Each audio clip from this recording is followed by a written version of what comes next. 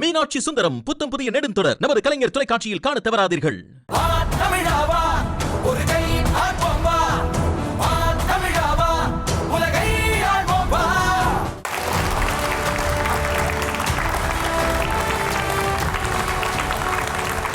Anuj styles வழங்கும் வா தமிழா வா. இணைந்து வழங்குவோம் Montra electric super auto powered by Lalitha jewellery. Associate sponsors Sashwin Foundation Builders Interior and Designing, VVD Priyam Salt, Mallikarjuna Silks Kanjipuram, Sri Jayaprabhas Jewellers in Santa Silks, Banking Partner Indian Bank, Trailing Partner Taylor Sue. இன்னைக்கு நம்ம பேச போகிற தலைப்பு, ஏண்டா திருமணம் செய்தோம் என்று சலிப்பாக இருப்பது கணவர்களா மனைவிகளா?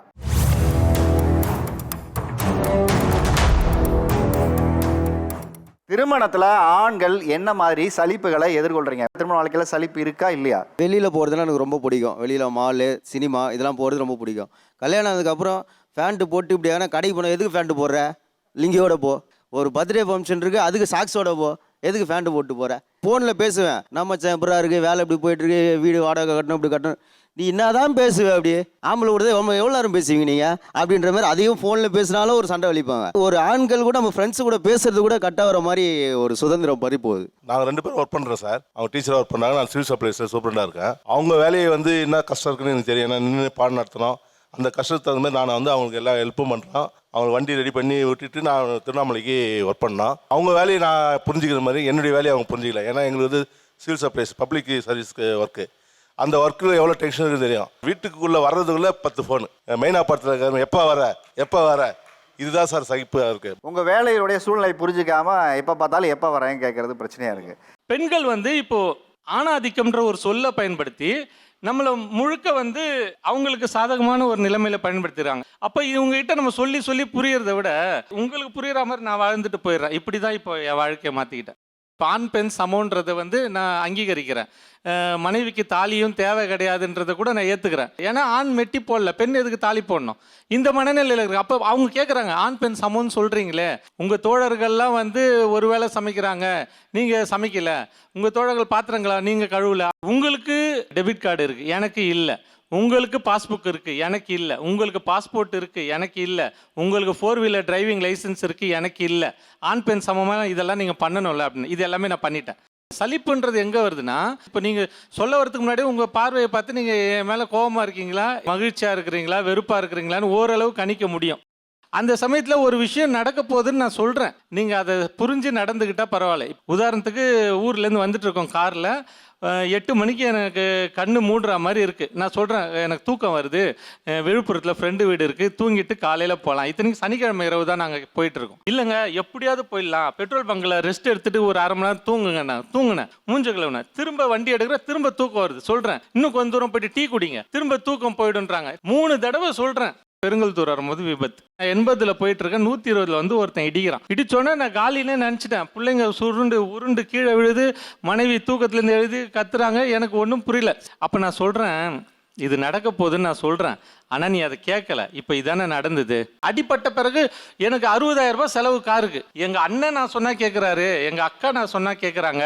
ஆனால் மனைவி கிட்டேருந்து அந்த அங்கீகாரம், உங்களுக்கு ஒன்றும் தெரியாது கம்முன்னு இருங்க அப்படின்னு சொல்லிடுறாங்க. இல்லை, அது எவ்வளோ இரிட்டேட்டிங்காக இருக்குது. இவ்வளோ சொல்லும் புரியலங்கிறது உங்கள் மனநிலை எவ்வளோ இரிட்டேட்டிங். பெண்கள் அழுதுட்டா அதுலேருந்து வெளியே வந்துடுவாங்க. ஆண்களுக்கு அழுறதுக்கு கூட ஒரு தைரியம் வேணும், அது கூட நமக்கு வரல. அது அம்மா இறப்பாக இருந்தாலும் சரி, அப்பா இறப்பாக இருந்தாலும் சரி, அந்த சமயத்தில் நமக்கு ஏதோ ஒன்று இடிக்குது. நம்ம அப்பா அழலையே, நம்ம தாத்தா அழலையே, அப்போ நம்ம எதுக்கு அழணும்? அது ஒரு உயிர்னா இதுவும் ஒரு உயிர்னா, அதுக்கு மனசு இருக்குன்னா இதுக்கும் மனசு இருக்குதான். பெண்ணுக்கு மட்டும்தான் கனவு இருக்குமா, ஆணுக்கு கனவு இருக்காதா? சொல்கிறத புரிஞ்சிக்கவே மாட்டாங்க, சொல்கிறத கேட்கவே மாட்டாங்க. அவங்க ஒரு எக்ஸ்பீரியன்ஸில் நம்ம என்ன பண்ணுவோம், ரிசல்ட் என்ன நடக்கும், அவங்களுடைய ஆக்டிவிட்டீஸை வச்சு அவுட்புட் என்ன வரும்ன்றத பேஸ் பண்ணியே சொல்லுவோம். ஆனால் அதை அவங்க புரிஞ்சிக்கவே மாட்டாங்க. 2-3 எக்ஸ்பீரியன்ஸ் வந்தாலும் அவங்க அடுத்த முறை அதே தப்பை தான் பண்ணுவாங்க. இவங்க சொன்னாங்க, உனக்கு ஒன்றும் தெரியாது, ஓரமாறு. அது 100ல் ஒரு பொம்பளை சொல்லுவா. பொண்ணு ஒளி நடத்துகிற எந்த குடும்பமும் நல்லா இல்லாமல் போனதா சரித்திரமே கிடையாது. ஆனால் ஒரு ஆம்பளை ஒரு பொண்ணை மட்டம் தட்டுறதுக்கு சொல்கிற வார்த்தை, உனக்கு ஒன்றும் தெரியாது, உனக்கு ஒன்றும் தெரியாது, உனக்கு ஒன்றும் தெரியாது. எனக்கு என்ன தெரியும், எனக்கு தெரியும், உனக்கு தெரியலன்னா நான் என்ன பண்ணுறது? என்னோட 10வது வயசில் நான் எங்கள் அப்பா கூட நாங்கள் கோல்டு ஸ்மித்து நகை வேலையில், அதை படிக்க வைக்க முடியாமல் இல்லை, அப்போ பெரிய பணக்காரரு, நகை வேலையில் உட்காந்தவ. அன்னைக்கே இப்பயும் சொடுக்கு போட்டு 100 ஆம்பளைகளுக்கு பற்றியில் ஒத்த பொம்பளை பிள்ளையா வேலை கற்றுக்கிட்டு அப்போ இருந்து பேர் வாங்கினதுனால என்னமோ தெரியல, நான் பிஸ்னஸ் உமனாக மாறிட்டேன். 97 எனக்கு மேரேஜ். சிவாஜி வீட்டில் சீர் கொடுத்த மாதிரி தான் கல்யாணம் பண்ணி வச்சாங்க. ஆனால் நீ இந்த தாலி மட்டும்தான் கட்டிட்டு போனேன். தாழ்வு மனப்பான்மையோட நீ கட்டினதுக்கு நான் என்ன பண்ணுவேன்? 2005 டிவோர்ஸ். நீ எப்படி டிவோர்ஸ் வாங்கிறேன்னு சொல்லிட்டு எவனை எவ்வளோ டார்ச்சர் பண்ணாங்கன்னா, நான் ஒளிஞ்சிக்க இடம் இல்லாமல், அம்மா அப்பா இறந்துட்டாங்க, ஒளிஞ்சிக்க இடம் இல்லாமல் அனாதாசிரமத்தில் போய் 1 மாதம் இருந்திருக்கேன். எத்தனை ஆம்பளைங்க பொம்பளைங்க விரட்டினாங்கன்னு சொல்லி போய் இருந்திருக்கீங்க. அனாதாசிரமத்தில் இருக்க தப்பு சொல்ல சார், ஆனால் எல்லாரும் இருந்து இருக்கிற வழி இருக்குல்ல, அது எப்படி தெரியுமா இருக்கும்? ஸ்டேஷனில் முத கால் வைக்கிறப்போ அப்படி தான் கொட்டுச்சு தண்ணி. நம்ம பிறந்த பொறப்பெண்ண, வளர்ந்த வளர்ப்பெண்ண இப்படி கொண்டு நிப்பாட்டிட்டாங்களே. ஆனால் இன்னைக்கு நான் எப்படி தெரியுமா இருக்கேன் சார்? நீங்கள் பண்ண அவ்வளோ பெரிய நல்ல விஷயத்துக்கு இன்னைக்கு நான் ஒரு businesswoman, motivation speaker sir. 5வது படிச்சேன்னா ரைட்டர். இதை விட எனக்கு என்ன சார் வேணும்? உங்கள் வாழ்க்கைக்குள்ள ஒரு பெண் வந்ததுக்கப்புறம் என்ன மாதிரியான சலிப்புகளை நீங்கள் சந்திக்கிறீங்க? ஃபர்ஸ்ட் வந்து எனக்கு வந்து மணி வந்து அப்போ கம்மியாக இருந்துச்சு. நான் பிஹெச்டி முடிச்ச உடனே நான் வந்து மேரேஜ் பண்ணும்போது என்கிட்ட கம்மியாக இருந்துச்சு. பொண்ணு சைடு வந்து அதிகமாக நாங்கள் வந்து பெரிய லெவலில் இருக்கிறோன்ற மாதிரி சொல்லியிருந்தாங்க. மேரேஜ் ஆன பின்னாடி எனக்கு ரொம்ப டிஃபிகல்ட்டு. வீடு எடுத்துட்டோம், சேலரி கம்மி, ஐடியில் மேரேஜ் பண்ணிக்க முடியல. 2 பேருக்கும் ஆர்குமெண்ட். பொண்ணு வந்து வேலைக்கு போகிறதா சொன்னாங்க, அவங்களும் எம்சிஏ தான். அதுக்கப்புறம் மேரேஜ் போன பின்னாடி வந்து நான் போக முடியாது, நீ எதுக்கு இவ்வளோ கிழிச்சிருக்கிற மாதிரி வேர்ட்ஸ் நிறைய யூஸ் பண்ணிட்டாங்க. 2 பேரும் ஆர்குமெண்ட் ஆச்சு. இப்போ ஒரு 1 இயராக வந்து நாங்கள் வந்து வேறு இடத்துல இருக்கிறோம். பொண்ணுடைய அம்மா வந்து டாமினன்ட்டு, நீ வந்து என்ன கிழிச்சிருக்கிற, நீ இவ்வளோ தான் சேலரி வாங்கியிருக்கிற, நாங்கள் வந்து அனுப்ப முடியாதுன்னு சொல்லி. அதுக்கப்புறம் நான் அவங்க காலில் கூட விழுந்துட்டேன் சார். இன்றைக்கி நல்ல பொசிஷனில் இருக்கிறேன். மணிக்காக என்னோட ஒய்ஃப் வந்து என் கூட பிரிஞ்சிருக்கிறாங்க ஒரு 1 இயர்லேருந்து. இங்கே யார் பாதிக்கப்பட்டிருக்கு சார்? நான் தான் பாதிக்கப்பட்டிருக்கிறேன். குடும்பத்தை பற்றி சிந்திப்பதை தவிர்த்து வேற சிந்தனையே ஆண்களுக்கு கிடையாது சார். அவங்க அழகாக சொல்லிடுறாங்க, ஒரு முழம் மல்லிப்பூ வாங்கிட்டு வரலன்றாங்க சார். நாளைக்கு குழந்தைக்கு எப்படி பீஸ் கட்டணும், வீட்டுக்கு எப்படி மல்லிகை சாமான் வாங்கணும், நாளைக்கு என்னென்ன லோன் கட்டணும், என்னென்ன இஎம்ஐ கட்டணும்னு ஆண்களுக்கு தான் சார் தெரியும். தன்னை பற்றி சிந்திக்காத ஒரு மனிதன் உலகத்தில் இருக்கிறான்னா ஆண் மட்டும்தான் சார். அவனை பற்றி எதுவுமே சிந்திக்க மாட்டான். தியாக வாழ்க்கையை நாங்கள் வாழ்ந்துட்டு இருக்கோம் சார். இவங்களாம் தியாக சுடரா, இதை பண்ணேன் அதை பண்ணேன்னு இவங்க சொல்லுவாங்க சார். நாங்கள் சொல்ல மாட்டோம் சார். மனசுக்குள்ளே நாங்கள் எப்போவுமே வச்சுருப்போம் சார். அதனால் ஆண் சுதந்திரம் தான் இன்றைக்கி பெரிய பிரச்சனையாக இருக்குது சார். பெண் சுதந்திரம்லாம் அப்படியே இருக்குங்கிற மாதிரி உங்ககிட்ட சொல்கிறாரு. எனக்கு ஏஜ் வந்து 21 சார். மேரேஜ் ஆகும்போது இப்போ 25. கல்யாணம் ஆகி 3 மந்த் தான் என் ஹஸ்பண்டோட இருந்தேன். இப்போ என் கணவர் எனக்கு என்ன டிவோர்ஸ் கொடுக்கணும்னு தெரியாமல் என் பொண்டாட்டி சமைக்க மாட்டேங்கிறா அப்படின்னு சொல்லி எனக்கு டிவோர்ஸ் கொடுத்துருக்காரு. கவுன்சிலிங்காக ஒவ்வொரு தடவை ஹுப்ளி அவரை பாத்திர மாட்டேனா, அவர்கிட்ட பேசுற மாட்டேனா, இப்போ கூட ஹியரிங்க்கு வர்றதில்ல. ஜனவரி 22 சொல்றாருண்ணா, எனக்கு வேற ஒரு பொண்ணு இருக்கு, டிவோர்ஸ் பண்ணிட்டு கையெழுத்த போட்டு கூட உனக்கு எத்தனை லட்சம் வேணா நான் தாரேன்னு சொல்றாரு. அவங்களும் ரிலேட்டிவ் தான். அவங்க வாழ்க்கையும் டிவோர்ஸ் ஆனதுனால தான் என்னை இப்போ டிவோர்ஸ் பண்ணிட்டு அவங்க கல்யாணம் பண்ணணும்னு முடிவா இருக்காங்க. நான் பணம் கொடுக்குறேன், செட்டில் பண்ணுறேன், நான் வேற ஒரு பொண்ணை பார்த்துட்டேன், நான் வேற ஒரு திருமணம் பண்ணிக்கிறேன்னு சொல்லும்போது உங்கள் பதில் என்னவா இருந்தது? அம்மா அப்பா பேச்சு கேட்டு கல்யாணம் பண்ணேன். என் கனவு எல்லாமே போச்சு. புருஷன் ஒருத்தர் இருப்பான், அவனோட அன்பு கிடைக்கும் நான் எதிர்பார்த்தேன், அதுவும் போச்சு. யாரை நம்புறது இப்போ? நான் இந்த பிரிஞ்சிருந்த அந்த 2 வருஷத்துல உன் மேல எனக்கு சுத்தமா லவ்வே இல்லை அப்படின்னு சொல்லிட்டாரு. உங்களுக்கு அவர் மேல இன்னும் லவ் இருக்கான்னு கேட்குறேன். டில் நவ் எனக்கு அவரை பிடிக்கும், ஆனா அவர் நல்லா இருக்கட்டும். உங்களுக்கு இப்போ வேறு திருமணத்தில் பண்ணணுங்கிற உங்கள் குடும்பங்கள் நிர்பந்திக்குதா? உங்களுக்கு அதன் சார்ந்த விருப்பம் இருக்கான்னு கேட்குறேன். ஆம்பளைங்களை பார்த்தாலே வெறுப்பு வந்துருச்சுங்கண்ணா, பயம் வந்துருச்சு. ஒருத்தன் இப்படி பண்ணிட்டான், அடுத்த ஒருத்தன் பண்ண மாட்டான்னு என்ன நிச்சயம்? இந்த 25க்குள்ள நான் இவ்வளோ கஷ்டப்படணுமா ஒரு கணவர் அப்படின்ற பேர் வந்ததுக்கு அப்புறம்? இப்போ ஒரு திருமண வாழ்க்கைக்குள்ள வந்ததுக்கப்புறம் இந்த ரசனைன்னு ஒன்று இருக்குல்ல, நம்மளோட டேஸ்ட்னு ஒன்று இருக்குது, அவங்களோட டேஸ்ட்னு ஒன்று இருக்குது. இந்த 2 உலகத்துக்குள்ளேயும் ஒரு பிரிட்ஜ் ஆனதுக்கப்புறமா கணவன் மனைவிக்கு இடையே இருக்கக்கான ரசனை எந்த இடத்துல விரிசல் ஏற்படுது? நான் நல்லா டான்ஸ் ஆடணும், எல்லா நிகழ்ச்சியிலும் டான்ஸ் ஆடணும், பாட்டு பாடணும், கவிதை சொல்லணும், இந்த மாதிரி நிகழ்ச்சியில் வந்து கலந்துக்கணும், லீவு போட்டு வந்து கலந்துக்கணும். நான் எதிர்பார்ப்பேன். நீங்கள் எதிர்பார்ப்பீங்க? அது அவங்க வந்து தடை போடுவாங்க. இப்போ நான் கிளம்பி வரேன்னா கொஞ்ச நேரம் பேச மாட்டாங்க. ஒரு ரிசப்ஷனு, ஒரு மேரேஜ், சொந்தக்காரங்களாக இருந்தாலும் சரி, தெரிஞ்சவன் தெரியாதவன் எல்லா நிகழ்ச்சியிலையும் போயிட்டு டான்ஸ் ஆடுவோம். ஒரு கூச்ச நாச்சம் இல்லாமல் நீங்கள் பாட்டு டான்ஸ் ஆடி எனக்கு அசிங்கமாக இருக்குன்னு. அதே போல் அம்மா அக்கா மடியில் படுப்பேன். என்ன இன்டீசெண்டாக அம்மா அக்கா மடியில் போய் படுக்கிறீங்கன்னு. அது எனக்கு அநாகரிகமாக தெரியல. அம்மா மடியில் படுக்கிறது எப்படி அநாகரிகம்? அக்கா மடியில் அது ஒருவேளை படித்த மேல்தட்டு வர்க்கத்தில் அப்படி இருக்குமான்னு எனக்கு தெரியல. அக்காவும் தாய் தானே. நான் அவங்கள குறை சொல்கிறதுக்காக அதை சொல்ல, அவர்கள் வளர்ந்த விதம் வந்து அவங்கள மாற்றி அமைச்சிருக்கு. அவங்க வீட்டுக்கு யாராவது வந்தால் ஆண் பிள்ளைய உள்ளே சேர்க்காத, ஆண் பையனாலே கெட்டவன், அந்த மாதிரி அவங்கள வளர்த்ததால ஒரு அம்மா பையனாகவே இருந்தாலும் அவன் பையன் பொண்ணு தானே, அக்கா தம்பியாக இருந்தாலும் பையன் பொண்ணு தானே, இந்த மனநிலையிலேருந்து அவங்க வந்திருக்காங்க. இந்த காஸ்டியூம் உனக்கு அழகாக இருக்குது, இந்த மேக்கப் இன்னைக்கு டிஃப்ரெண்ட்டான லுக்கில் இருக்க இப்படின்னு ஒரு ரசனைன்றது ஒரு அப்ரிஷியேஷனே இல்லை. இப்போ 10% வந்து ஹஸ்பண்ட்ஸ் வந்து அவ்வளோ அழகாக பார்த்துக்கிறாங்க. இங்கெல்லாம் பார்க்கும்போது இன்ஃபேக்ட் எனக்குலாம் கொஞ்சம் பொறாமையே இருக்குது சார். நான் ஒரு பாத்ரூமில் கூட ஒரு ஃப்ளவர் பாட் வைக்கிற ஒரு கேரக்டர் சார். நான் ஒரு பக்கா ஓசிடி சார். பில்லோனா அந்த ஸ்கொயராக இப்படி டிப்பில் தான் நிற்கணும். இவ்வளோ அழகாக எஃபோர்ட் எடுத்து ஒரு 10 நாள் என்னென்னவோ ஆர்டர் பண்ணி ஹால் அப்படியே டோட்டலாக மாற்றும் ஒரு அப்ரிசியேஷனே இருக்காது. எனக்கு எப்படின்னா சார், நான் பார்க்க வந்து கொஞ்சம் ஒல்லியாக தான் இருப்பேன். எனக்கு சாப்பிடணும், வித்தியாசமாக சாப்பிடணும். அங்கே ராயபுரம் பக்கத்தில் தான் அத்தோ நல்லா இருக்கும். அங்கே அத்தோ நல்லா இருக்கும்ப்பா, போகலாம். நோனோ வந்து அப்ராடில் தான் படிச்சிருக்காரு. நோனோ வந்து ஹைஜீன் இல்லைம்மா அப்படின்னு. சார் பரவாயில்ல, என்னன்னாலும் பரவாயில்ல, எனக்கு அது அத்தோ வாங்கி கொடுங்க, சேர்ந்து சாப்பிட்ணும்.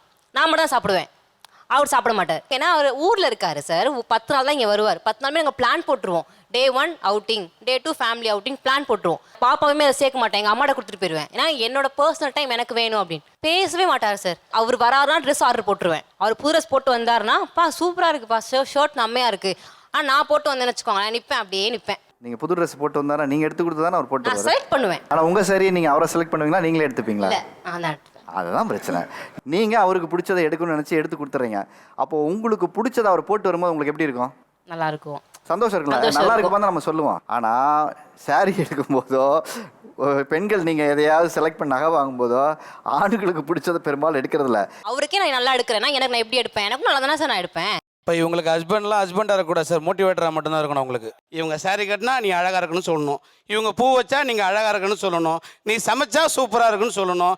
அவங்க உப்பே இல்லாத சாப்பாடு கொடுத்தாலும் சாப்பிட்டு போயிடணும். சார் நான் சாப்பாடுலாம் கொடுக்க மாட்டேன் சார், எனக்கு சமைக்க தெரியாது. நான் மோட்டிவேட்டர்ன்றா அவர் அதை எதிர்பார்ப்பாரு சார். அவர் எதிர்பார்க்க நான் ஃபுல்ஃபில் பண்ணுறேன். எதுனாலும் என்கிட்ட கேட்பாரு, நானும் கேட்பேன். அவர் ஓ இஷ்டம்ன்றார். ஓ இஷ்டம்னா அது என்ன அர்த்தம்? அதுவே நான் எதிர்பார்க்கறது தானே. நான் உங்களை வேலிடேட் பண்ணுறேன்ல, நீங்கள் என்னை வேலிடேட் தானே பண்ணணும், ஏன் பண்ண மாட்டேங்கிறீங்க தான் நான் எதிர்பார்ப்பேன். அவர் உண்மை சொல்லணும் நிறைய நேரம் எதிர்பார்ப்பான்னு நினைக்கிறேன் சார். எனக்கு நீங்கள் சொல்கிறது புரியல. நீங்கள் செலக்ட் பண்ணிடுறீங்க, அது எப்படி இப்போ நல்லா இல்லைன்னு நான் சொல்ல முடியுங்கிற. நான் ஒரு ஃபோட்டோ அனுப்புவேன். நான் ஊரில் இருந்தாலுமே அவர் வேலையில் இருப்பார். நான் ஃபோட்டோ அனுப்பிச்சிட்டு நல்லா இருக்கு ஓ இஷ்டமான்னு சொன்னால் தான் நான் எடுப்பேன்.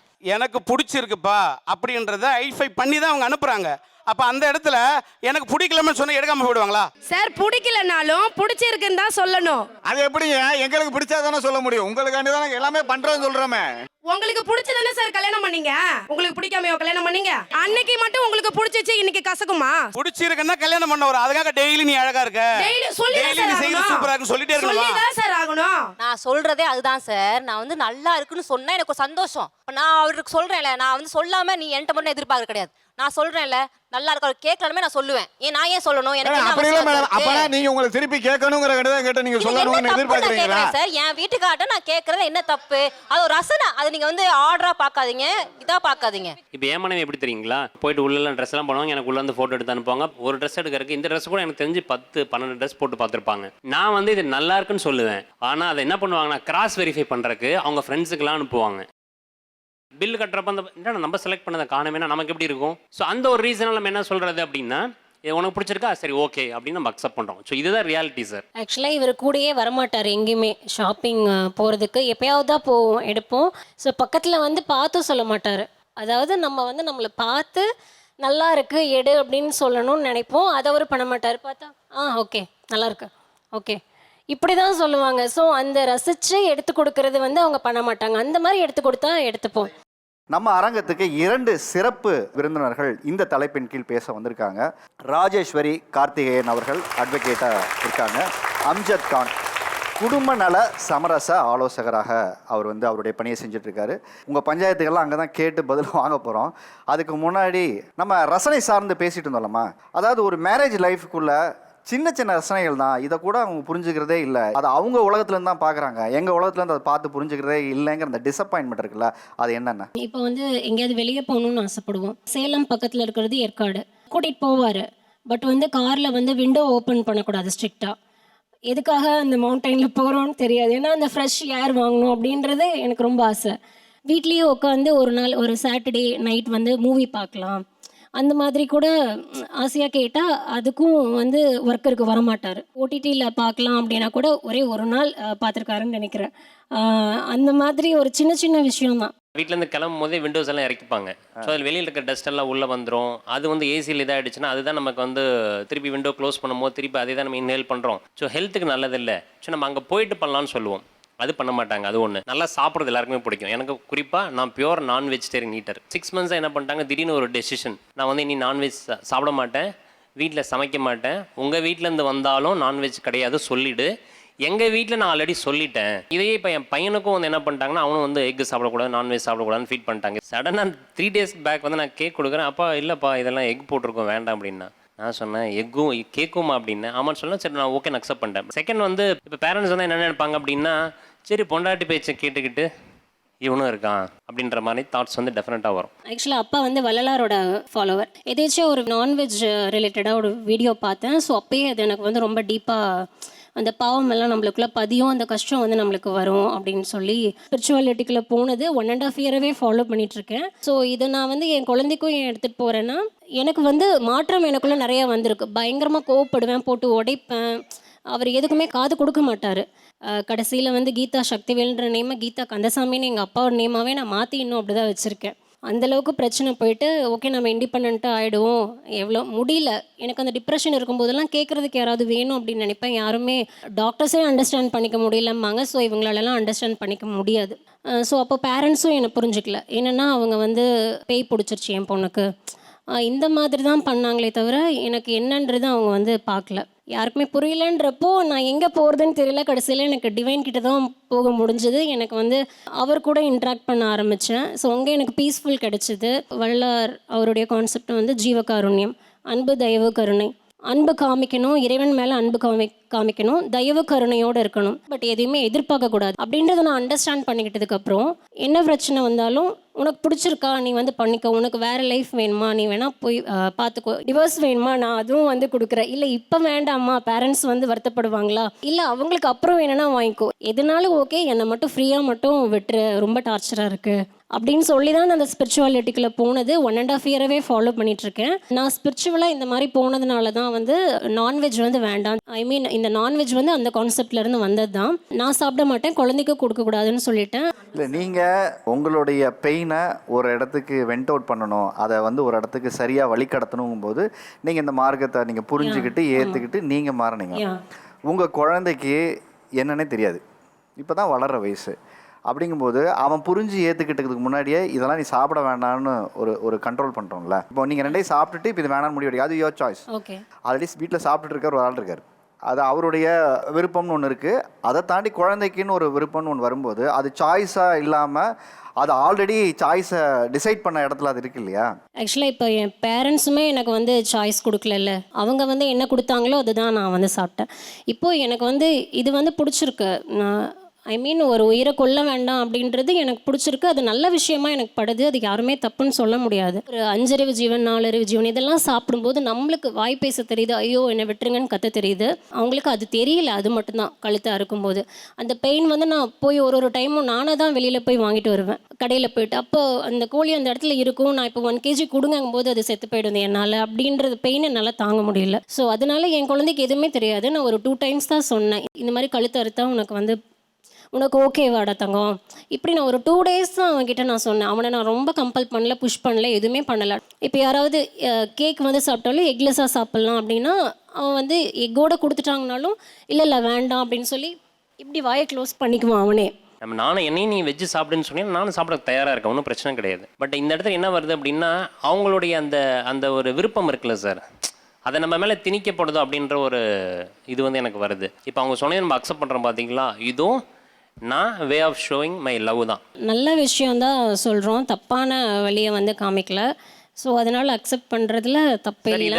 நான் எஸ்ன்னு சொன்னால் சார், நான் இது வந்து அவங்க எஸ்ன்னு சொன்னால் அவங்க சந்தோஷப்படுவாங்க அப்படின்னு எனக்கு தெரியும். இதெல்லாம் இந்த பிரச்சனை எங்கேருந்து ஆரம்பிச்சது தெரியுங்களா? ஷாப்பிங் போகும்போது உங்கள் டைமை ஒழுங்காக கொடுக்கல, ஹில்ஸுக்கு கூட்டு போகும்போது காரு ஏசி போட்டு உள்ளே க்ளோஸ் பண்ணி தான் இருக்கணும்னு ஒரு கண்டிஷனில் போக வேண்டியது இருக்குது. அப்போது உங்கள் லைஃப் ஸ்டைலுக்குள்ளே அவங்கள ஃபிட்டின் பண்ணணும்னு நீங்கள் முடிவு பண்ணீங்கல்ல, அந்த விளைவு தான் அவங்க லைஃப் ஸ்டைல் கண்டிஷனுக்குள்ளே வீட்டை செட் பண்ணிட்டாங்க. இப்போ அம்மா உனக்கு பிடிக்கலன்னா நீ பின்னாடி விண்டோ இறக்கி விடுக்குமா, நான் வேணால் முன்னாடி ஏற்றுக்கலாம், நீங்கள் சொல்லியிருக்காரா?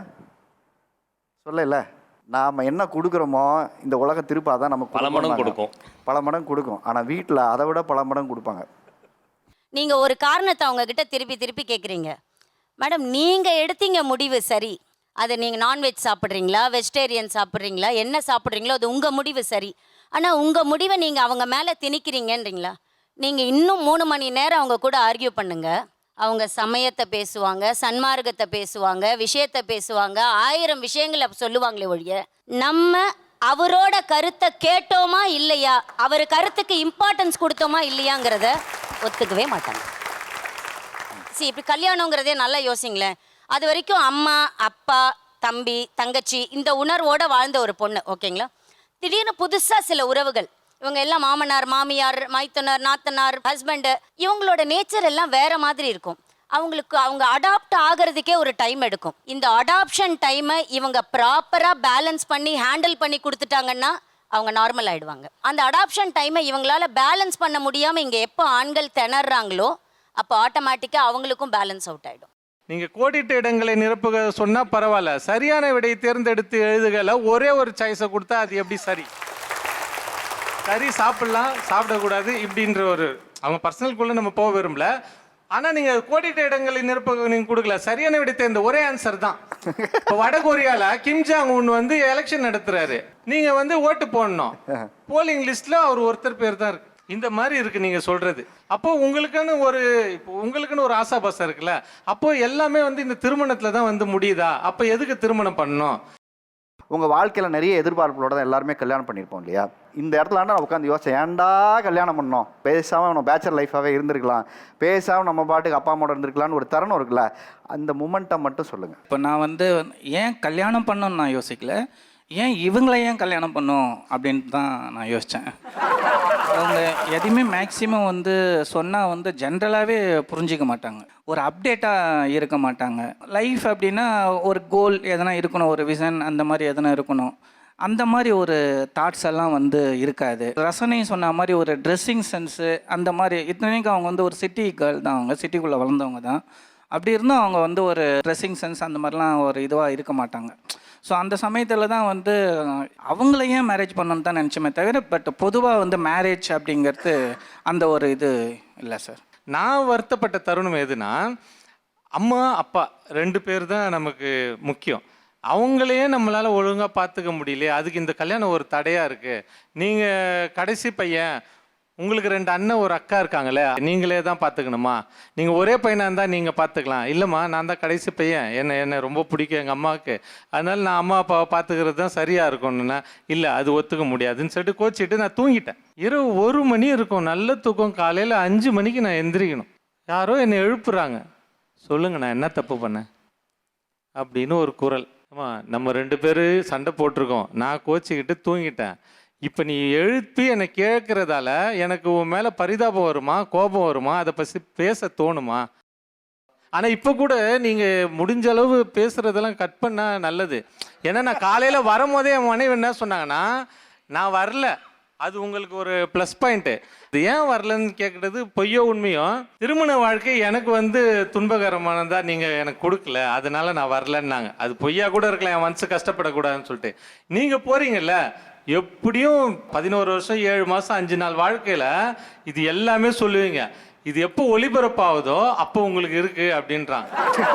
அப்போ ஒரு பதற்றமாக தான் இருக்கு, முகம் கலவரம் இருந்தாலும் வெளியில் அது காட்டிக்காம உள்ளுக்குள்ள ஒரு வீரமாக தான் பேசிட்டு இருக்கோம்.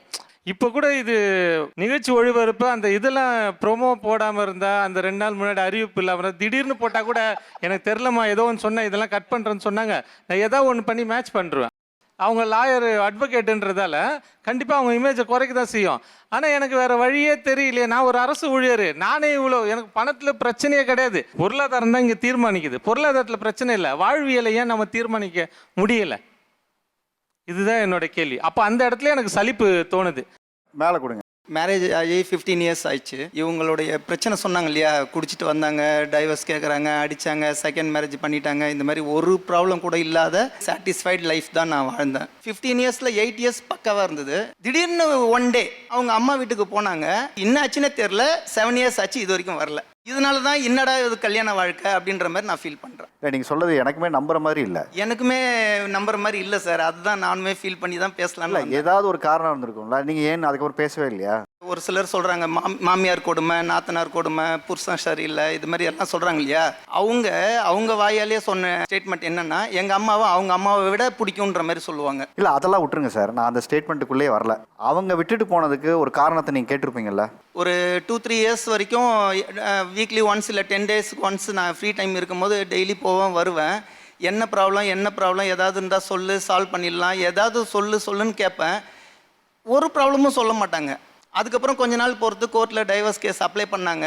அப்ளை பண்ணதுக்கு அப்புறமும் நான் இப்போ சார் மாதிரி சமரச கோர்ட்டுக்கெலாம் போய் பேசுகிறோம், சால்வ் பண்ணுறதுக்கு ட்ரை பண்ணேன். ஒரு இதுக்கு கூட அவங்க ப்ராப்ளம் அதுல ரீசன் சொல்லியிருப்பாங்களே. ஒரு ரீசனுமே சொல்ல. இப்போ கூட என்னுடைய கோர்ட் கேஸை ஸ்டடி பண்ணீங்கன்னா ரீசன்லாம் எப்படி கொடுப்பாங்க? இல்லைனா அவங்களுக்கு திரும்ப ஆர்பிட்ரேஷன் அதுதான் இப்போ இவங்க 2 பேரும் வந்த உடனே அதை பற்றி பேசலான்னு தான் இப்போ வாலண்டியராக மைக் வாங்கி நான் பேசுறதுக்கு ட்ரை பண்ணேன். உங்களுக்கு குழந்தை இருக்கா?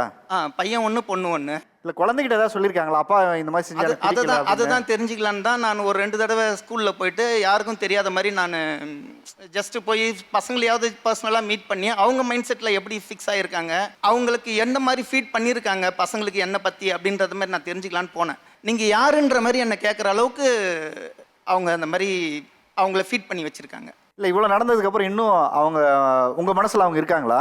இப்போ அவங்க வந்துருவாங்கன்னு தான் நான் டைவர்ஸ் கொடுக்காம நான் பாட்டுக்கு கேஸை இழுத்துன்னு தான் வந்தேன். வாய்தெல்லாம் வேணாம் சார், நான் கேஸ் உங்கள் பக்கம் டிஸ்மிஸ் பண்ணுற மாதிரி ஆயிடுச்சு, ஒய்ஃபுக்கு வந்து டைவர்ஸ் போகாது அப்படின்னு தெளிவாக ஜட்ஜி ரிட்டர்ன் பண்ணிட்டாரு அப்படின்னு சொல்கிறாங்க. சொன்னதுக்கப்புறம் நான் ஒரு 3-4 மந்த்ஸாக வாய்தாக்கு கூட போகல. திடீர்னு பார்த்தா உங்களுக்கு டைவர்ஸ் ஆயிடுச்சுன்ட்டு நோட்டீஸ் வருது. இப்போ அந்த டைவர்ஸ்க்கான காரணம் தெரியணுமா? இன்னும் அவங்க திரும்ப வந்தால் ஏற்றுக்கிற மனநிலையில் இருக்கீங்களா? இல்லை, அவங்க திரும்ப வர மாதிரி இருக்கலைன்றது எனக்கு தெளிவாக தெரிஞ்சிருச்சு. இப்போ அவங்க வந்தாலும் டைவர்ஸ்ன்னு ஒன்று கோர்ட்டில் எப்படி வாங்கினாங்கன்னு எனக்கு உண்மையுமே தெரியல. ஒரு டைவர்ஸ் கேஸ்னாலே எது காமனான பாயிண்ட்டு? அம்மா அடித்தாங்க, தங்கச்சி இதை பண்ணாங்க, கொடுமைப்படுத்தினாங்க, இந்த மாதிரியான ஒரு லாயர் வந்து நார்மல் பாயிண்ட்ஸை தான் வைக்கிறாங்களே தவிர ப்ரூவ் பண்ணுற மாதிரி எந்த ஒரு பாயிண்ட்டும் அவங்க என்கிட்ட வந்து ப்ரூவ் பண்ணல. சட்டத்தை பற்றிய விழிப்புணர்ச்சி உங்களுக்கு தான் வேணும். நாங்கள் 100 தடவை சொல்லிட்டு இருக்கோம். கோர்ட்லேருந்து நோட்டீஸ் வந்துச்சுன்னா வாங்குங்க, வாங்கிட்டு கோர்ட்டுக்கு வந்து அப்பியர் ஆகுங்க. 4 வாய்தாக்கு நீங்கள் கோர்ட்டுக்கு வரலன்னா கோர்ட்டில் எக்ஸ்பார்ட்டி பண்ணிவிடுவாங்க. எக்ஸ்பார்ட்டி பண்ணிட்டதுக்கு அப்புறம் கோர்ட் வந்து உங்களுக்கு எதிராக கொடுக்கணுங்கிற எந்த இதுவும் கிடையாது. உங்களோட வாதத்தை நீங்கள் சொன்னாதான் எங்களுக்கு தெரியும். இவருக்கு ஒரு சலிப்பு வந்துட்ட உடனே இவர் உட்கார்ந்துடுறாரு. 7 வருஷம் ஆச்சு, 7 வருஷமாக அவகிட்ட ஒன்றும் மாற்றம் வரல. அப்போ நான் உட்காந்துடணும்னு இவர் உட்காந்துட்டு சட்டத்து மேலேயோ வழக்கறிஞர்கள் மேலேயோ அவங்க மேலேயோ குறை போடுறதுனால ஒன்றும் இல்லை. அவர் வந்து 15 ஆண்டு காலம் இந்த பெயினில் இருக்கார். 7 இயர்ஸ் ஒரு வாழ்க்கை நல்ல ஆரோக்கியமான சிறந்த இந்த பக்கம் உட்காந்துருக்க அனைத்து பெண்களுக்குரிய எல்லா விஷயங்களும் அவர் கொடுத்துருக்காருன்னு சொல்கிறாரு. அதை மீறி கூட தோல்வி அடைஞ்சிருக்காரு. அதுக்கான காரணம் என்ன தெரியுமா? இவருடைய பெர்ஸ்பெக்டிவ் மட்டும்தான் பார்க்குறாரு. எப்போ அவர் ஆப்போசிட் சைடில் நின்று பார்த்தாருன்னா அப்போ தான் அவருக்கு கஷ்டம் தெரியும். என்னென்ன காரணத்துக்காக மனைவி இவரை எதிர்க்கிறாங்க. Maybe emotional sir. இப்போ சார் அழகாக சொன்னார், காரில் வந்து கீழே சிட்டிக்குள்ளே இருக்கிற பொழுது க்ளோஸ் பண்ணியிருக்கணும், போகும்போது ஏசியை போட்டுட்டு விண்டோ திறக்கிறது சொன்னாங்க. கீழே ஏன் இருக்கக்கூடாதுன்னா கார் பாதிச்சிடும், மெட்டீரியலிஸ்டிக் பாதுகாக்கிறாரு. ஆனால் அந்த அம்மா emotion, psychologically women's expects lot of emotions. வீட்டுக்கு வரும்போது கணவர் பாக்கெட்டில் என்ன இருக்குன்னு பார்க்கல, முகத்தில் அழகு, சிரிப்பு, சந்தோஷம் இருக்கான்னு தான் பார்ப்பாங்க. ஸோ இந்த ஆண்களை பொறுத்த வரைக்கும் எமோஷனல் பார்ட்டில் எப்பயும் வரமாட்டாங்க. ஸோ ரிசல்ட் ஓரியன்டாக தான் இருப்பாங்க. உளவியல் ரீதியாக பெண்கள் வந்து multi task orient, process orient. அவர் சார் சொல்கிறது தப்பு, முழுமையாக தப்பு. நான் வந்து 10 வருஷம் ப்ராக்டிஸில் சொல்கிறேன். இது வரைக்கும் ஆயிரக்கணக்கான கேசஸ் பார்த்தாச்சு. இத்தனை பேரை பார்த்து நான் சொல்கிறேன், நீங்கள் சொல்கிறீங்க அது போய். என் கூட ஒரு நாள் கூட சண்டை வரல. சண்டை வராதது நீங்கள் செயல்படலைன்றது அர்த்தம். சண்டை வரணும், ஆனால் தீர்வு ஆரோக்கியமாக இருக்கணும். நீங்கள் அவர்கிட்ட ஒரு 3 தடவை ஒரு கேள்வி கேட்டீங்க. இவ்வளோ தடவை நடந்துருச்சு, 8 வருஷம் கூட இருந்தீங்க, 7 வருஷம் வெளியில் இருந்தீங்க, இப்போ உங்கள் மனைவி வந்தால் நீங்கள் சேர்ந்து வாழ ஏற்றுக்க தயாராக இருக்கீங்களான்னு அந்த கேள்விக்கு அவர் நேரடியாக பதில் சொன்னாரா? அதுதான் அந்த மனைவி வெளியில் போனதற்கான மிகப்பெரிய காரணமாக இருக்கும். சார், இப்போ திருமண பந்தங்களில் நடக்கக்கூடிய உளவியல் சிக்கல் என்ன? வெட்டிங் டேக்கு கொடுக்கக்கூடிய இம்பார்ட்டன்ஸ் எதிர்பார்ப்புகளுக்கு கொடுக்கப்படலை. மேரேஜ் ஹால், இன்விடேஷன் கார்டு, ஆடை, ஆவரணங்கள், மேக்கப், இதுக்கு கொடுக்கக்கூடிய முக்கியத்துவம் அவங்களுடைய எதிர்பார்ப்புகளுக்கு கொடுக்கல. மும்பையில் ஒரு நிகழ்ச்சியில் ஒரு ஒர்க் ஷாப் நடத்துகிறோம். அதோடைய தலைப்பு என்ன தெரியுமா? First day first night. இதில் என்ன சொல்கிறோம் அப்படின்னா, ஃபஸ்ட்டு நைட்டில் கன்ஃபஸ் பண்ணுறது, நான் என்ன செஞ்சேன், ரொம்ப தூய்மையானவன், நான் ரொம்ப தூய்மையானவன். அவசியம் என்ன இருக்குது? கன்ஃபஸ் பண்ணுறதே இப்போ தப்புங்கிறீங்களா? கன்ஃபஸ் எதுக்குங்க பண்ணணும்? என்ன அவசியம் இருக்குது? அதாவது இவன் கன்ஃபஸ் பண்ணுறது என்ன தெரியுமா? ஒரு சிம்பத்தி கிரியேட் பண்ணுறதுக்கு, இவன் நல்லவன் காட்டுறதுக்கு, உருவாக்குறதுக்கு. அதில் எவ்வளோ உண்மை இருக்குது, எவ்வளோ விதமான உருவாக்கப்பட்ட ஸ்டோரிஸ் இருக்குது தெரியுமா? அவர் கேட்டுடக்கூடாதுன்றதுக்காக தான். அது மேனிப்புலேஷன். அது கன்ஃபஷனே மேனிப்புலேஷன் தான். நிறைய மேனிப்புலேஷன் நடக்குதாங்க. ஏன் அப்படின்னா தனக்கு சாதகமாக, ஏன்னா வெளியே தெரிஞ்சிடும். இவன் சர்ச் பண்ணியிருப்பான், அந்த பையனோட பேசுனேன், இந்த பையனோட பேசுனேன், அந்த பொண்ணோட பழகினேன், அந்த பொண்ணோட ஃபோட்டோ இருக்குன்னு கேட்டுருவோம் கூட.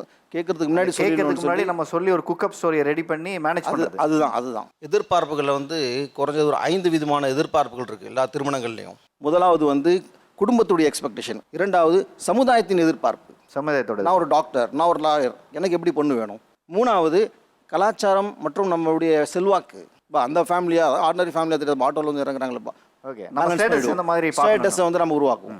நாலாவது ரிலீஜியன், அவங்கவுங்க மதத்துக்கு அவங்கவுங்களுக்கு வழிபாடுகள் இருக்குது, கோட்பாடுகள் இருக்குது, ஆனால் அதை ஃபாலோ பண்ணுறதில்ல, அதுலேயும் மேனிபுலேட் பண்ணுவாங்க. ஐந்தாவது தன்னுடைய எதிர்பார்ப்பு, ஆண் எனக்கு இந்த மாதிரி தான் பெண் வேணும். உதாரணத்திற்கு என்னுடைய நண்பர் தான், அவருடைய எதிர்பார்ப்பு என்ன இருந்ததுன்னா, நான் ஹைகோர்ட்டில் ப்ராக்டிஸ் பண்ணணும், ஹைகோர்ட்டில் ஜட்ஜாக வரணும், சுப்ரீம் கோர்ட்டில் எலிவேட் ஆகணும். நல்ல பையன், நல்ல ஃபேமிலி. அவருக்கு அவங்க ஃபேமிலியில் மேரேஜ் செஞ்சு வைக்கிறாங்க. அவர் ஒரு வில்லேஜ், அவங்க ஒரு எஜுகேட்டட் ஃபேமிலி. அந்த ஃபேமிலியுடைய நோக்கம் என்னென்னா, அந்த வில்லேஜை உருவாக்கணும், பெருசாக்கணும், ஒரு ஸ்கூலை வந்து எஸ்டாப்ளிஷ் பண்ணணும், அங்கே இருக்கிற பசங்களுக்கு கல்வி கொடுக்கணும். அந்த பெண்ணை படிக்க வச்சாங்க, பிஎட் பண்ணாங்க, ஒரு காலேஜ் ஒரு ஸ்கூலில் போய் சேர்ந்தாங்க. அதே ஸ்கூலில் வளர்த்துட்டு 350 பசங்களை சிறப்பாக படிக்க வச்சுட்ருக்காங்க. இந்த பையனுக்கும் அந்த பொண்ணுக்கும் மேரேஜ் செஞ்சு வச்சுட்டாங்க. மேரேஜ் ஆகிட்டு அடுத்த நாளே நான் ஸ்கூலுக்கு போகணுன்னு பொண்ணு போயிட்டா, நான் கோர்ட்டுக்கு போகணுன்னு இவர் கிளம்பி வந்துட்டார். இது 1 மாதம் போச்சு, 2 மாதம் போச்சு, 3 மாதம் போச்சு, 6 மாதத்துக்கு பிறகு பிரச்சனை ஸ்டார்ட். இவன் போய் அங்கே தங்க முடியறதில்ல, அந்த அம்மா வந்து இங்கே தங்குறதில்ல. கேட்டால் மே மாதம் மட்டும் வரேன், டிசம்பரில் கடைசியில் 10 நாள் வரேன். இவர் சொல்கிறது எதிர்பார்ப்பு யாருக்கு அதிகம் இருக்குது, ஆண்களுக்கா பெண்களுக்கா? 2 பேருக்கும் இருக்குது சார். அந்த எதிர்பார்ப்பு சரியானது, அதை நீங்கள் சரியான நேரத்தில் திருமணத்திற்கு முன்னாடி அந்த எதிர்பார்ப்பை 2 பேரும் பகிர்ந்து கொள்ளும். அதுக்கான pre marriage counselling, pre marriage guidance வழங்கப்படணும். இன்றைக்கு உச்ச நீதிமன்றத்தில் 4 வழக்குகள் நிலுவையில் இருக்குது. ஒரு வழக்கில் நேஷனல் சைல்டு கமிஷன் அவங்க ஒரு பெட்டிஷன் ஃபைல் பண்ணியிருக்காங்க. அவங்க என்ன சொல்கிறாங்க, குழந்தைகள் குற்றவாளிகளை குறைக்கணும், திருமண வாழ்க்கை நல்லா இருக்கணும்னா பேரண்ட்ஸ் நல்லா இருக்கணும், பேரண்ட்ஸ் நல்லா இருக்கணும்னா ப்ரீ மேரேஜ் கவுன்சிலிங் கொடுங்க, ப்ரீ மேரேஜ் ப்ரிப்பரேட்டரி கோர்ஸ் நடத்துங்க, ப்ரீ நெப்ஷல் அக்ரிமெண்ட் போடுங்க அப்படின்னு சொல்லிட்டு சுப்ரீம் கோர்ட்டில் ஒரு வழக்கில் ஒரு இன்டர்வென்டராக ஆகியிருக்காங்க. அப்படின்னா திருமணத்திற்கு முன்பு ஒரு ஒப்பந்தம் போடுவது, 2 பேரும் திருமணம் செய்வது, கல்யாணம் பண்ணுறதுக்கு முன்னாடி என்னுடைய எதிர்பார்ப்புகள் இதெல்லாம் இருக்குது, நான் இப்படி தான் செய்ய விரும்புகிறேன். ஸோ அதில் முன்னாடியில் உட்காந்து பத்திரம் எழுதுவாங்க. இந்த 2 வீட்டுக்காரர் உட்காந்து, நான் எவ்வளோ நகை போடுறேன், நான் இந்த வரது செய்கிறேன், நீங்கள் இதை பண்ணணும் அதை பண்ணணும், இன்றைக்கி அதை மாற்றிட்டு ஒப்பந்தமாக போடணும்னு சொல்லி. இது எக்ஸ்பெக்டேஷன்ஸ் இருக்குது சார். சார் நகைகள் நின்றுடும் சார், வீடுகள் நிற்கும், சொத்துகள் இருக்கும், ஆனால் எதிர்பார்ப்புகள் வளர்ந்துட்டு போகும். கரெக்ட்.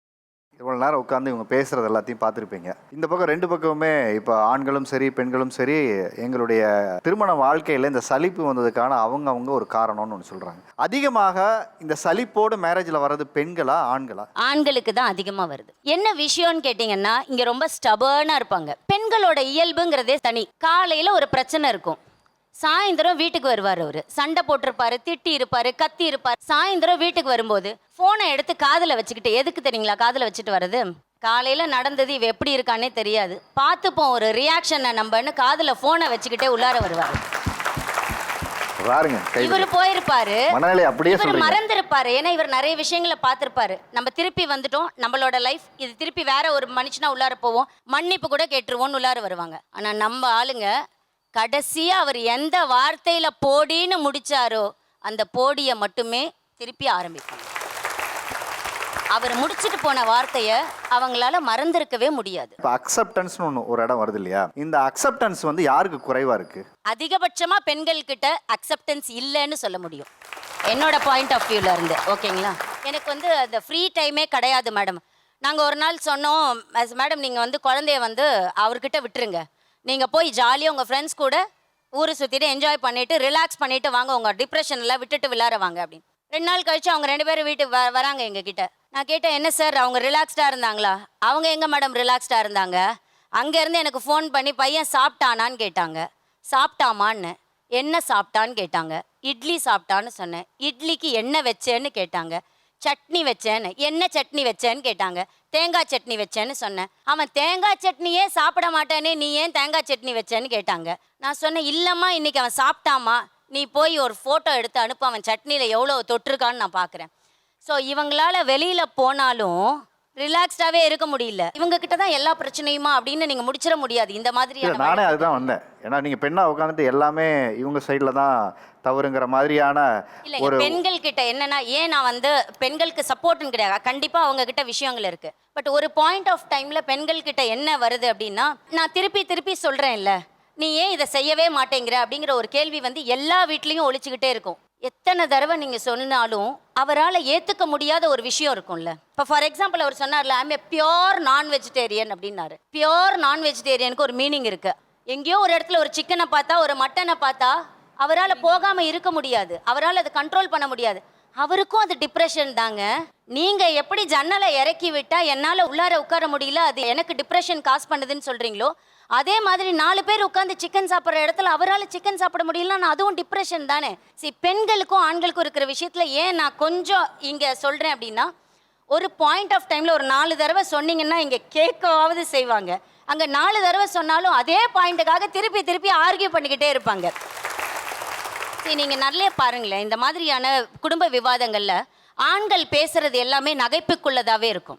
ஒரு ஆண் வந்து ஒரு பெண்ணை பற்றி சொல்கிறாங்க அப்படின்னா, இப்போ அவர் பேசினார் பார்த்தீங்களா, என் பொண்டாட்டி கூட நான் ரொம்ப கஷ்டப்படுறேன் அப்படின்னா நம்ம எல்லாம் கைகொட்டி சிரிக்கிறோம், சந்தோஷமாக அதை அனுபவிக்கிறோம். ஆனால் அதுவே ஒரு பொண்ணு வந்து என் ஹஸ்பண்ட் இப்படியெல்லாம் பண்ணுறாரு அப்படின்னா நம்மளுக்கு சிரிப்பு வரல, அங்கே ஏதோ அந்த பொண்ணை ஒரு சிம்பத்தியாக நம்ம பார்க்குறோம். ஏன் அந்த இது?